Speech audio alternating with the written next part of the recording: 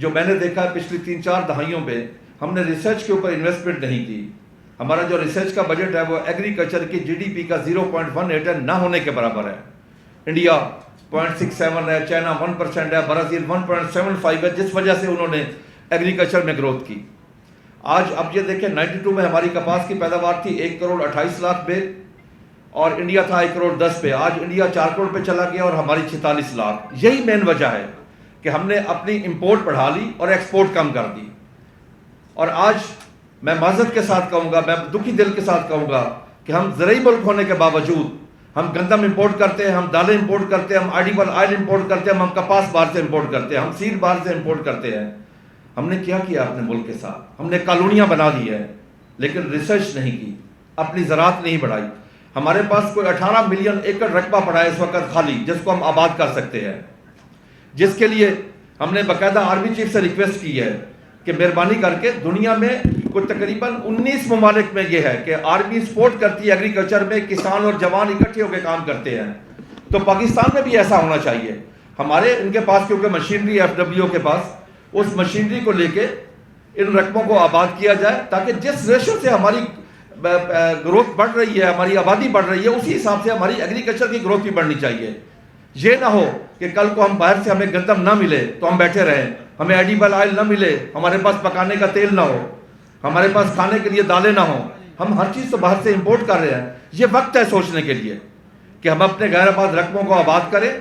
اور مجھے پرسوں ایک چیز کا میں جب پتہ چلا کہ حکومت نے، جس میں chief of army staff, prime minister, چاروں چیف منسٹر مل کے ایک نیشنل انویسٹمنٹ فیسیلیٹیشن کونسل بنائی، جس میں انہوں نے باقی اس میں یعنی کہ صنعت بھی ہے، اس میں دفاعی پیداوار بھی ہے، اس میں ایگریکلچر اور لائف اسٹاک کو بھی رکھا ہے. مجھے اس چیز کی بڑی خوشی ہوئی. اگر اس لیول پہ ایگریکلچر کو لیا جائے، ایک ونڈو کے نیچے تمام فیصلے ہوں، باہر سے انویسٹر کو لایا جائے، اور خصوصاً میں یہ کہوں گا کہ باہر سے انویسٹر لانے سے پہلے اپنے انویسٹر کو پروموٹ کیا جائے، اس کی سپورٹ کی جائے. ہمارے یہاں مسئلہ انویسٹر کے لیے بھی یہ ہے، کارپوریٹ سیکٹر کیوں نہیں آتا؟ وہ اس لیے نہیں آتا، جب وہ دفتروں میں جاتے ہیں تو ان کا کام بر وقت نہیں ہوتا، رکاوٹیں ڈالی جاتی ہیں. ہمارے بیوروکریسی میں بہت کم لوگ ہیں جو لوگوں کو oblige کرتے ہیں، موسٹلی کام کو روک کے مزہ لیتے ہیں. تو یہ وقت ہے، میں سمجھتا ہوں یہ وقت کی اہم ضرورت تھی. یہ جو کونسل بنائی گئی ہے، ہم اس کو ایز اے کاشتکار فارمر، اس پاکستانی ہونے کی حیثیت سے میں کم از کم اس چیز کو اپریشیٹ کرتا ہوں. اور جب آرمی اس پہ بیٹھے گی، آرمی چیف بیٹھے گا، تو لوگوں کو ٹرسٹ لیول بڑھے گا.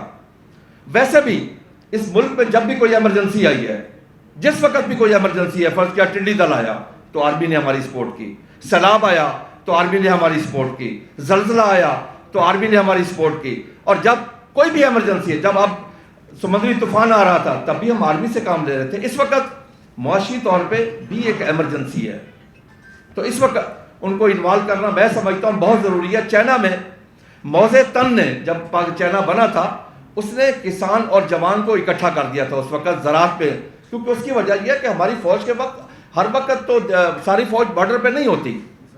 ہم ان کو تنخواہ دیتے ہیں، ان کو چاہیے کہ آ کے زراعت میں ہمارا ہاتھ بٹائیں، جس طرح دنیا کے 19 ممالک کا یہ ماڈل ہے.